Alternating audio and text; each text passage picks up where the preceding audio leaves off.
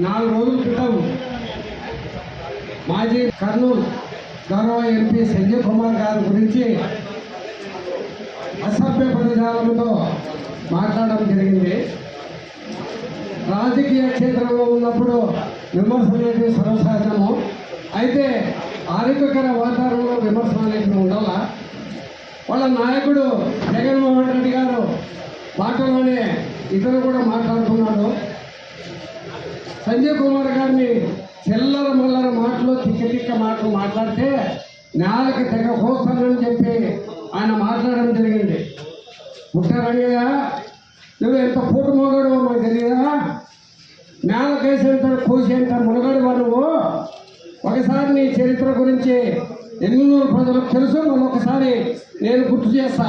అధ్యక్షుడిగా ఉండి కొన్నికల మంటపాన్ని వ్యభిచార అడ్డాగా, తాగబోతుల అడ్డాగా మార్చి 14 సంవత్సరాల మైనర్ బాలిక మీద నువ్వు లైంగిక దాడి, ఆ రోజు ఉన్నటువంటి పోలీస్ అధికారి నీ మీద ఫోక్ చట్టం కింద కేసు నమోదు చేయడానికి రంగం సిద్ధం చేసినప్పుడు ఎమ్మెల్యే కేశవరెడ్డి గారు అడ్డుపడి మా పరువు పోతుందని చెప్పి ఆ కేసు నుండి కాపాడడం జరిగింది. ఆ రోజు టీవీపై ఇతర కొన్ని ఛానల్లో స్క్రోలింగ్ వచ్చింది. 1-2 పేపర్లో కూడా న్యూస్ రావడం జరిగింది. అదేవిధంగా నువ్వు మా చేనేతలు అంటున్నావు. మరి అదే చేనేత కుటుంబానికి చెందిన 2 సిస్టర్స్ని, 2 ఆడబిడ్డలని వ్యభిచార కూపంలో చెప్పినటువంటి దుర్మార్గుడివి నీవు. నీవా చేనేతల గురించి మాట్లాడేది? నీవా చేనేత పక్షపాతివి? మరి ఇది పుట్టారేం కూడా అనుకున్నాము. అమ్మ చేనేత వాళ్ళలో పోదాం. మీ వాడు ఛాలెంజ్ చేశాడు. సంజీవ్ కుమార్ ఏం చేశాడు, పుట్టరాయనకమ్మ ఏం చేసిందనేది మేము చేద్దాం. 1,62,00,000 రూపాయలు ఎన్నెన్నూరు నియోజకవర్గంలో 39 గ్రామాల్లో 69 పనులు చేయడం జరిగింది. మరి నువ్వేం చేసావో సిద్ధం. అదేవిధంగా పుట్టారంగయ్య గురించి కూడా మన దేశ వీధిలో మన చేనేత వాళ్ళు చర్చకు నిలిచిద్దామా? చర్చిస్తారా? నీవు ఎన్నికల్లో ఎంతమంది స్త్రీలతో అక్రమ సంబంధాలు పెట్టుకొని వారికి డబ్బులు కట్టి సెటిల్మెంట్ తీసుకుని నీ బతుకు ఎన్నో ప్రజలు తెలిసయ్యా అయ్యా. నీవు గౌరవ ఎంపీ గురించి నీవు నాలుగు నడుస్తానని చెప్పి మాట్లాడతావా? నీవెంత, నీ బతుకంతా, నీ స్థాయి ఎంత, నీకేం అర్హత ఉందని ఆ స్థాయి నాయకుల గురించి మాట్లాడతావు.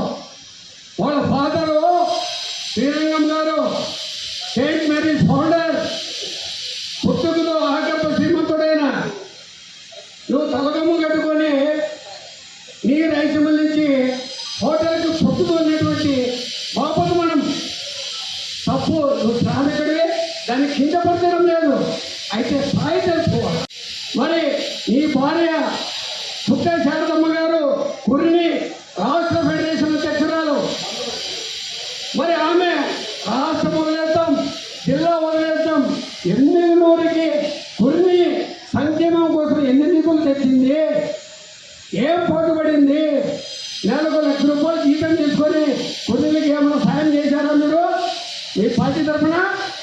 మరి సంజీవ్ కుమార్ ఏం చేసావని అడుగుతున్నావు. మేము చెప్తాం. మరి నువ్వేం చేసావు? మీ భార్య ఏం చేసింది? నీ ఎమ్మెల్యే ఏం చేశావు?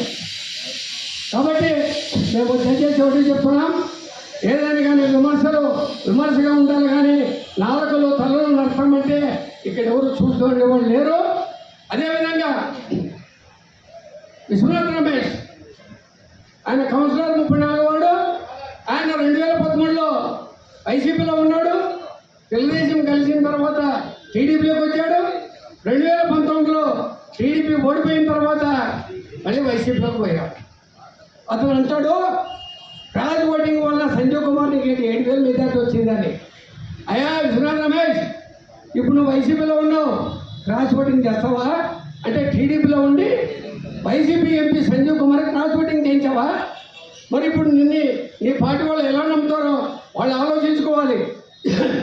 నీవు ఊసిరి వెళ్ళ కంటే దారుణమైన వ్యక్తి.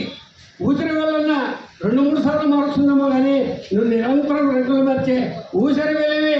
జాగ్రత్తగా మాట్లాడు విశ్వనాథ్ రమేష్. పద్మశాలి సామాజిక సంఘం అంగీకరించదు నీ చర్యలని ఖండిస్తున్నా. అదేవిధంగా ఇంకొక విషయం, పుట్టారంగయ్య గారు ప్రెస్ మీట్లో కూర్చొని ఆయన పట్టణ అధ్యక్షుడిని పరిచయం చేసుకున్నాడు. చేసుకొని 33వ వార్డు కౌన్సిలర్ సోదరాన్ని పేరేమని అడుగుతున్నాడు. ఆయనేమో అధ్యక్షుడే, నీ కౌన్సిలర్ పేరే నీకు తెలియదు, నువ్వు ఒక నాయకుడువా? ఈ పుట్టారంగ యొక్క చర్యని తెలుగుదేశం పార్టీ చేనేత విభాగంగా మేము ఖండిస్తున్నాం.